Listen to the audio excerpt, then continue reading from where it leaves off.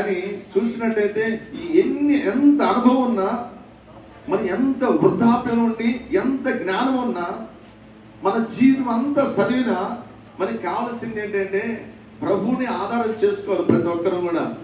కానీ ప్రభు ఆధారం లేకుండా మనం ఎంత ప్రయాసపడ్డా కూడా ఆ ప్రయాసం అంతా కూడా వ్యర్థమైపోతూ ఉంటుంది. లేఖనం సెలవిస్తూ ఉంది, ఆ రాత్రి అంతా ప్రయాసపడ్డాడు కానీ చూసినట్టయితే శ్రమ పడ్డాడు కానీ ఏ ఒక్క శాప కూడా దొరకలేదు. వాక్యం సెలవిస్తూ ఉంది, ఎందుకంటే ప్రభు ఆధారం చేసుకోలేదు ఆయన.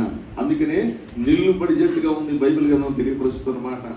అందుకనే ఈ ఉదయకాల వేళలో ప్రభు మనం తెలియపరుస్తున్న మాట ఏంటంటే, మొట్టమొదటిగా మన ఇల్లు కట్టబడాలంటే, చూస్తే కుటుంబం కట్టబడాలంటే, చూసినట్టు పిల్లలు ఆశీర్వాదకరంగా దీవెనకరంగా వారు కట్టబడాలన్నా, ఏది కట్టబడాలన్నా ప్రాముఖ్యంగా మనం చేయవలసింది ఏమిటి అంటే మనం దేవుణ్ణి ఆధారం చేసుకోవాలి.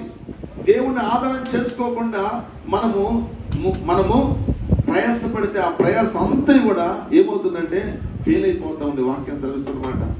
అందుకని ప్రాముఖ్యంగా మొట్టమొదటిగా మనం దేవుణ్ణి ఆధారం చేసుకోవాలి. అందుకనే ప్రతి ఒక్కరిని కూడా దేవుని ఆధారం చేసుకోవాలి. దేవుని ఆధారం చేసుకోకపోతే ఏమవుతుందంటే వ్యర్థమే అంత వ్యర్థమైపోతా ఉంది, కష్టం అంతా పాడైతుంది. అందుకే బైబిల్ గ్రంథంలో మనం చూస్తే బాబేలని ఒక పెద్ద గోపురం కడుతున్నారు. బైబిల్ గ్రంథంలో 11వ అధ్యాయంలో ఒక మంచి పెద్ద గోపురం కడుతున్నారు. ఎందుకు కడుతున్నారు ఈ గోపురము? ఎందుకు కడుతున్నారంటే వారి ఉద్దేశం ఏంటంటే అందరూ ఒక దగ్గర కలిసి ఉండాలని కడుతున్నారంట. వాక్యం సెలవిస్తున్నమాట. ఎందుకు వారు కడుతున్నారు ఈ పెద్ద గోపురాన్ని అంటే పేరు రావడం కోసం కడుతున్నారంట. గొప్ప పేరు రావాలని. ఎందుకు కడుతున్నారంటే పోయినసారి జలప్రలయం వచ్చింది, అంతకు ముందుగా అందరూ చనిపోయారు. ఒక నోహవు కుటుంబం ఒకటే రక్షించబడింది. ఈ పెద్ద గోపురం ఆకాశానికి అంటుకుని గోపురం కడితే ఒక జలప్రలయం ఎంత పైకి వచ్చినా అంత దాకా రాదు కదా, వస్తే ఆ మబ్బులకు వెళ్ళిపోవచ్చు, ఆకాశానికి వెళ్ళిపోవచ్చు అని అంత కడుతున్నారంట వారు.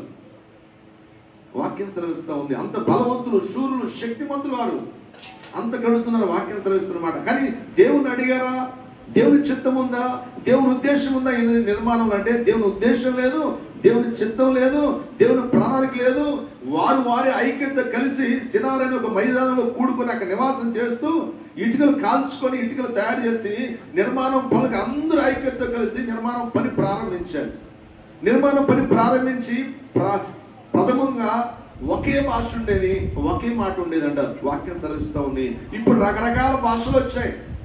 చూస్తే ఈ గ్రామంలో చూసినట్టయితే ఒక ఆయన హిందీ మాట్లాడతాడు, ఒక ఆయన ఇంగ్లీష్ మాట్లాడతాడు, ఒక ఆయన తమిళ్ మాట్లాడతాడు, ఒక ఆయన కర్ణాటక